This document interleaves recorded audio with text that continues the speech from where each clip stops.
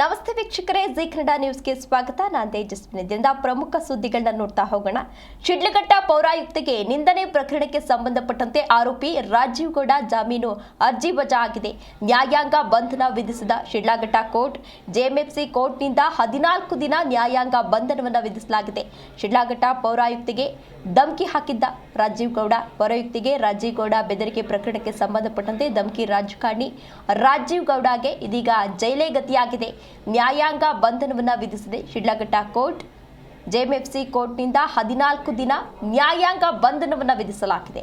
ರಾಜೀವ್ ಜಾಮೀನು ಅರ್ಜಿ ವಜಾಗೊಳಿಸಿದೆ ಕೋರ್ಟ್. ಶಿಡ್ಲಘಟ್ಟ ಪೌರಾಯುಕ್ತಿಗೆ ಒಂದು ಧಮಕಿಯನ್ನ ಹಾಕಿದ್ರು. ಅಂದ್ರೆ ಯಾವುದೋ ಒಂದು ಮೂವಿ ಬ್ಯಾನರ್ ವಿಚಾರಕ್ಕೆ ಸಂಬಂಧಪಟ್ಟಂತೆ ಫೋನ್ ಸಂಭಾಷಣೆ ನಡೆದಿತ್ತು. ಪೌರಾಯುಕ್ತೆ ಹಾಗೂ ರಾಜೀವ್ ಗೌಡ ಏರಿದ್ದಾರೆ, ಅವರಿಬ್ಬರ ಮಧ್ಯೆ ಒಂದು ಸಂಭಾಷಣೆ ನಡೆದಿತ್ತು. ಅಂತಹ ಸಂದರ್ಭದಲ್ಲಿ ಕೆಲವೊಂದಷ್ಟು ಅವಾಚ್ಯ ಶಬ್ದಗಳನ್ನ ಬಳಸಿದ್ರು, ಧಮಕಿಯನ್ನ ಹಾಕಿದ್ರು, ಬೆದರಿಕೆಯನ್ನ ಹಾಕಿದ್ರು.